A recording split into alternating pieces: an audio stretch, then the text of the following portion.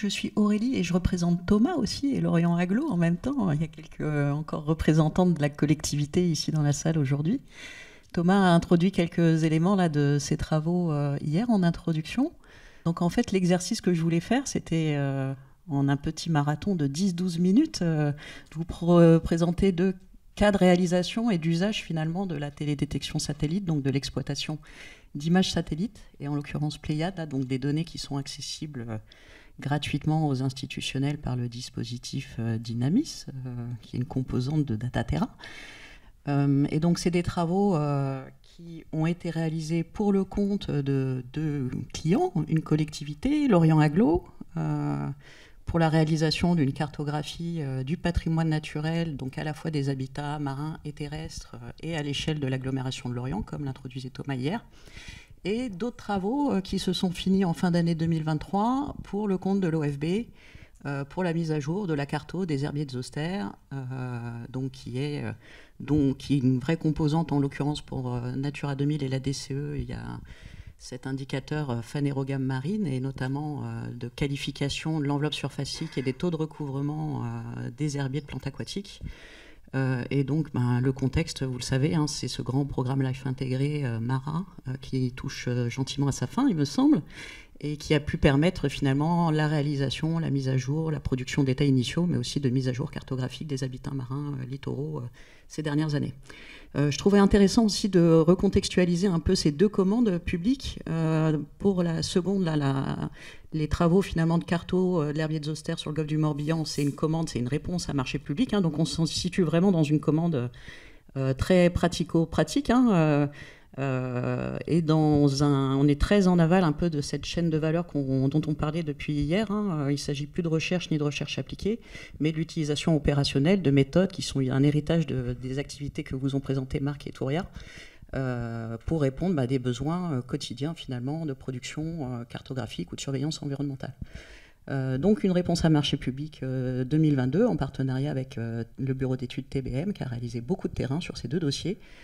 Une réalisation sur une année et demie pour le deuxième dossier là, sur le golfe du Morbihan, et quelque chose d'un peu différent pour Lorient Agglo, qui est issu plutôt finalement d'un porté à connaissance et d'une rencontre assez opportuniste en 2021, avec un intérêt qui était déjà super marqué de la collectivité pour l'imagerie et pour des méthodes de cartographie par machine learning. Et sur ça, on a bâti finalement cette collaboration et une commande qui visait à produire une espèce de données socle biodiversité qui répondait à des usages métiers différents, à la fois dans le service SIG de la collectivité, mais aussi donc dans les métiers de la biodiversité et de l'urbanisme, notamment pour appréhender certes des enjeux de constitution d'atlas cartographique de la biodiversité à l'échelle du territoire, mais aussi des enjeux de caractérisation beaucoup plus fine de ce qui compose la biodiversité ou la nature en ville. Et donc là, au pendant de toutes les politiques publiques finalement de la ville, et plutôt pour le service urbanisme. Et c'est une commande qui a eu lieu dans un contexte un peu particulier, et donc je trouvais intéressant de parler aussi. Il se trouve qu'à l'UGAP, donc cette centrale d'achat des marchés publics, il y a de plus en plus des marchés autour de la data, et notamment un marché intelligence de la donnée, qui est super intéressant, qu'utilise beaucoup l'OFB depuis au moins 3 ans, qui commande beaucoup de choses au travers de ce marché intelligence de la donnée, et qui permet finalement de commander finalement tout un tas de prestations intellectuelles qui font écho à ces deux mots, intelligence et data données. Et donc là, c'est une réalisation un petit peu plus longue, là, qui n'est pas tout à fait bouclée, mais qui est très très bien avancée en cours de finalisation. Et donc ces travaux pour Lorient Agglomération, comme je le disais, le carburant de base, c'est de l'imagerie satellite, Pléiade en l'occurrence, donc ces images très très haute résolution, enfin très haute résolution disons. On a utilisé les produits à 2 mètres de résolution. On a pu avoir la chance, en tout cas Lorient a pu avoir la chance de bénéficier de 5 couvertures complètes entre 2022 et 2023 de son territoire. Vous voyez aussi que ces couvertures, elles sont complètes, mais bon, il y a quelques artefacts, si je puis dire, un peu naturels. Notamment, il y a des nuages qui se baladent sur les images satellites. On pouvait en entendre parler hier, donc il y a un enjeu effectivement à utiliser et exploiter au maximum l'ensemble de ces couvertures-là, mais de manière exhaustive. Donc il faut en passer notamment par un certain nombre de pré-traitements. Je ne vais pas rentrer dans le détail, mais notamment de jouer effectivement et de combler un peu les trous liés à ces présences de nuages sur chacune de ces clichés. Donc merci à Dynamis, évidemment. Hein, c'est un peu, je vois qu'il y a toutes les polices qui ont sauté, c'est pas très grave. Donc là aussi, contrairement à ce que Marc a pu présenter, les approches qu'on met en œuvre chez ICI maintenant depuis de nombreuses années, on parle de méthode de machine learning. Donc on apprend finalement à une machine, à un cœur de calcul, à modéliser, à cartographier par le biais de modèles statistiques qui sont, on n'en parlait pas réellement, mais en l'occurrence, nous, on aime beaucoup utiliser les random forests, les forêts aléatoires, qui sont plutôt super performantes. Et donc, avec un couplage, finalement, et un couplage vraiment appuyé et robuste par la donnée de terrain. Donc ça, c'est un peu différent de ce qu'a pu exprimer Marc, qui parlait plutôt, si je ne m'abuse, de classifs non supervisés. Et là, on est clairement dans de la classification supervisée. Donc finalement, le modèle Carto, il est alimenté par la connaissance du terrain. Et ça, c'est un travail qui permet, in fine, d'avoir des cartographies. Alors là, je ne parle pas que de cartographie de végétation, mais de cartographie écologique, hein, de caractérisation des habitats qui occupent les territoires, initialement pour répondre à des enjeux de carto pour Natura 2000. Donc là, on est dans un niveau de classification et de nomenclature des végétations un peu supérieur. On ne va pas jusque dans cette caractérisation très très fine des communautés végétales pour Natura 2000. Mais ça fait l'objet de discussions un petit peu longues et itératives avec l'agglomération de Lorient et des partenaires pour arriver finalement à un consensus sur de quel type de données cartographiques j'ai besoin pour mes différentes... quelle est finalement la nature de cette donnée socle à produire. Donc le jeu pour Lorient Agglo, c'était de disposer d'une donnée plus aboutie, plus fine spatialement, donc qui aboutit à une donnée cartographique à 2 mètres de résolution, la résolution native de Pléiades, mais aussi une cartographie dont la nomenclature du végétal est beaucoup plus détaillée que ce qui composait la couche d'occupation du sol initiale disponible à l'échelle départementale. Donc ça, c'était la commande de Lorient. Donc au final, le résultat final, c'est finalement une cartographie qui est composée de 2 types de nomenclature, un espèce de niveau 2, si je puis dire, comme Marc a présenté, qui est ce niveau regroupé, une cartographie d'enjeux végétation, d'enjeux biodiversité à 22 classes, et une cartographie beaucoup plus avancée, comme au milieu, qui est composée cette fois-ci de 65 unités typologiques, et donc qui caractérise finalement plus finement ce qui compose les grands groupements de végétation dans les différentes classes plus classiques d'occupation du sol sur le territoire de l'agglomération. Et l'ensemble du process qui permet d'en arriver là, c'est bien une exploitation conjuguée, multitemporelle, des 5 images satellites à 2 mètres résolution fournies par Dynamis, et en mettant en œuvre des process de machine learning entraînés par un jeu robuste de données et d'observation terrain très qualifié. Donc c'est comme le suggérait Thomas hier, c'est un effort quand même super important qui a été réalisé à la fois sur le terrain pour constituer ce dataset, cette base de données d'apprentissage experte, et à la fois un effort d'itération dans le process de cartographie. Ça ne s'est pas fait en une fois en claquant ou en appuyant sur un bouton un soir et en récupérant le résultat le lendemain matin, mais ça fait l'objet de discussions qui nous ont finalement amené pendant 2 ans et demi, il me semble, finalement à converger vers la nomenclature cartographique attendue pour répondre aux différents enjeux métiers dont il était question, et avec un degré de précision cartographique qui soit satisfaisant et une approche robuste au plus possible. Alors là, je saute sur le deuxième use case sans transition.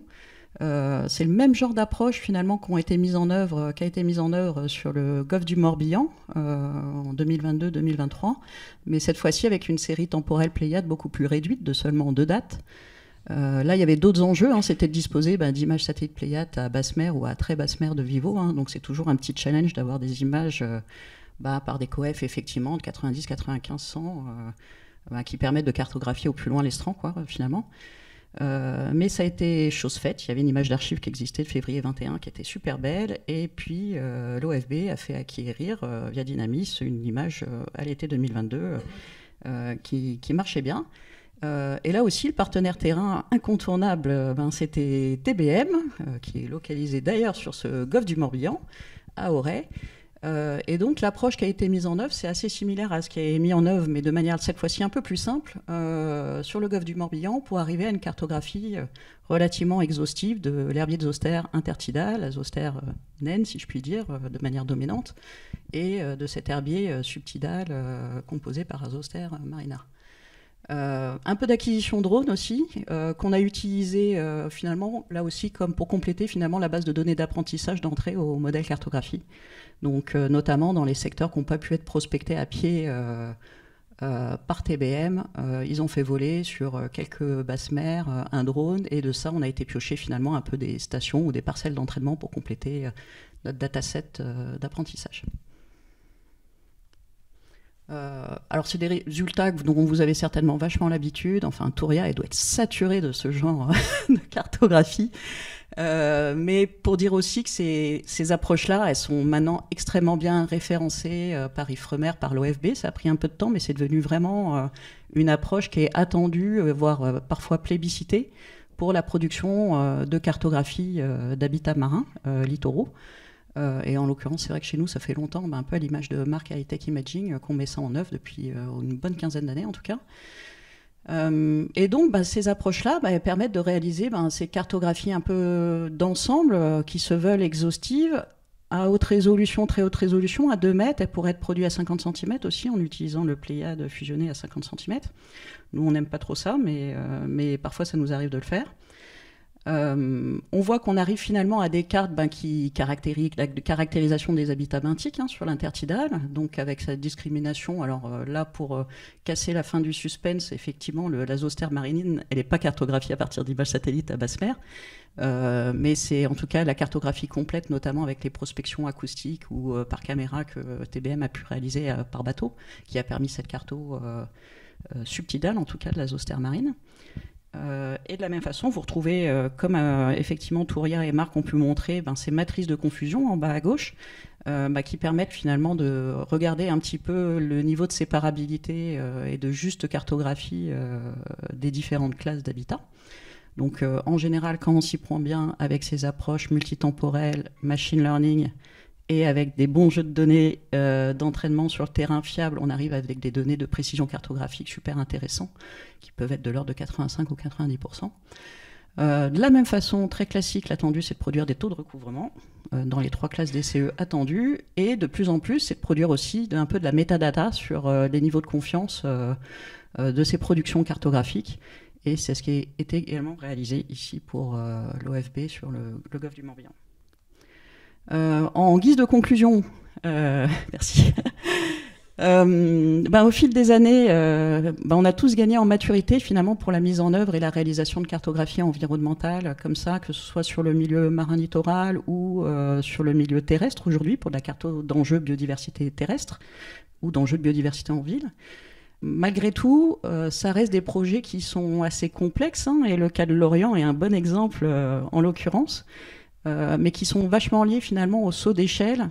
Travailler à petite échelle, je dirais à 100 km², pour nous c'est un peu la petite échelle. Nos méthodos, elles ont été prototypées pour répondre à des enjeux Natura 2000, donc de carto de sites Natura 2000 de l'ordre de 50 à 100 km². Ça, c'était facilement réalisable. De passer à 1000 km², c'est déjà un enjeu. C'est un peu la taille finalement du territoire de l'agglo de Lorient. Et le next step, l'autre enjeu, c'est un peu le grand saut. Et c'est un peu le grand saut dans l'inconnu aussi, parce que c'est de passer à des enjeux de caractérisation à l'échelle régionale ou nationale, mais sans perdre ce qui fait la valeur de ce genre d'outils, ces approches de télédeck satellite. C'est-à-dire qu'elles sont attendues maintenant pour de la caractérisation écologique. On n'est pas juste à colorier sur une carte ce qui caractérise le végétal, présence-absence de végétation. On veut mettre des étiquettes, un nom sur les communautés végétales qui composent notre biodiversité littorale ou terrestre.